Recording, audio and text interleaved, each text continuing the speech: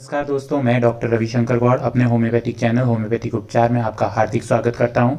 आज हम एक केस के बारे में देखेंगे। Recurrent respiratory infection and recurrent fever का केस है। बच्ची को बार बार इन्फेक्शन हो रहा है, रेस्पिरेटरी इन्फेक्शंस हो रहे हैं और बार बार बुखार आ रहा है। यह बच्ची 5 साल की बच्ची है।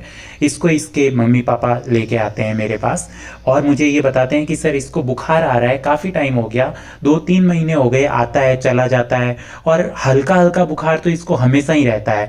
ये ना खाना खा रही है ढंग से, ना सो पा रही है ढंग से, बहुत ही रेस्टलेस बेचैन सी रहती है। मैंने बच्ची को पूछा और जब बच्ची को फिजिकली ऑब्जर्व किया तो उसके ओरल मतलब उसके मुंह पर एक छोटा सा छाला टाइप हो गया था। मैंने कहा ये क्या हुआ?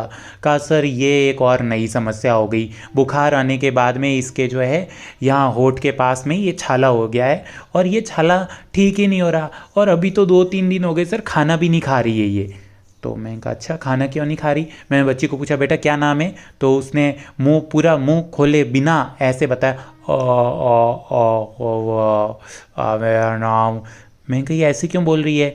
कहा सर ये बहुत डरती है कि इसको है ना अभी खांसी होने लग गई। नहीं, इसको अगर ये बोलेगी तो इसका ये जो छाला है ये दर्द करने लगेगा और इस दर्द के कारण तो ये खाना भी नहीं खा रही है। मैंने उस बच्ची को ब्राइनिया 30 दिया और ब्राइनिया 30 देने के बाद में दूसरे दिन वापस बुलाया। दूसरे दिन उसका फीवर लगभग 90% ठीक था और बच्ची एकदम ओके थी। 10% हल्का फुल्का फीवर था उसको। फिर उसके बाद में मैंने उसको ये कहा कि ठीक है कोई बात नहीं, एक दिन ये और दवाई दो, कल वापस दिखाना मुझे। बाद में उन्होंने एक दिन बाद में जब मुझे वापस दिखाया तो उन्होंने बताया कि सर इसको और एक दवाई दे दो। मैंने कहा क्या? कहा कि सर ये खाना नहीं खाती है, बहुत ही सेलेक्टिव है खाने में, ये नहीं खाऊंगी, ये मीठा ज़्यादा है, ये खट्टा ज़्यादा है, ये नमकीन ज़्यादा है, मतलब बहुत ही सेलेक्टिव है खाने में। और कोई भी काम इसको कह दो तो तुरंत रोने लग जाती है। इसका कोई काम करने में जैसे इंटरेस्ट ही नहीं है, ना इसमें शक्ति है कोई काम करने की, खाना सेलेक्टिव खाती है। मुझे तो लगता है सर इसीलिए ये बार बार बीमार पड़ती है, इसको कुछ ऐसा दे दो कि ये खाना टाइम पे खा ले। मैंने उस बच्ची से बातचीत की और बातचीत करने के बाद में उसको पल्सेटिला 30 दिया।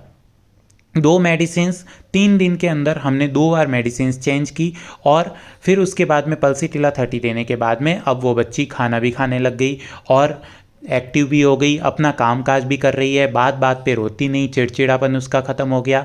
इस तरह से हमने 2 मेडिसिन ब्राइनिया और पल्सेटिला से पेशेंट को ठीक किया। इस मेडिसिन के थ्रू, इस केस के थ्रू मैं आपको ये बताना चाहता हूँ, कभी भी स्टिक मत होइए कि एक पेशेंट को हम एक ही दवाई दे सकते हैं, दूसरी दवाई उसको नहीं लगेगी। Thank you friends.